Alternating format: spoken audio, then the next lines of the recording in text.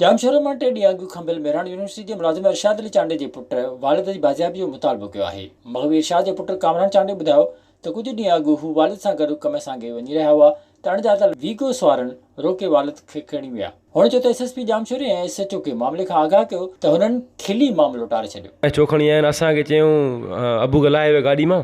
अबू खे चलो चलो चलो चलो अबू जी बताओ भाई क्या मसला है। कुछ ॿुधाए न पियो, बसि ख़ाली अबू ॻाल्हाए थी गाड़ी में वेह रही वञी वीगो में। असांजी गाड़ी मां चाबी कढी, वरी हिकिड़ो ॿियो हुयो हमरा उहो न असांजी मोबाइलूं कढियूं खीसे मां, मोबाइलूं कढी गाड़ी चाबी कढी खणी ऐं रवानो थी विया हलिया। बसि इहो ई SP साहब ॾे वियासीं। उहे असांखे ॾिसी असां पुछियो त बाबा इहो छा आहे मसइलो। असांजो सर हीअं मसइलो थियो आहे हीअं। वरी चई सिंधी आहे उर्दू, मां सर उर्दू आहे। वरी उहो खिलनि पिया। निगर कामरान चांडे मुतालबो कयो त वालिद इरशाद चांडे खे आज़ादु करे संदन बेचैनी ख़त्म कई वञे। विज़िट कयो अवामी आवाज़ मीडिया ग्रुप जी वेबसाइट awamiawaz.pk।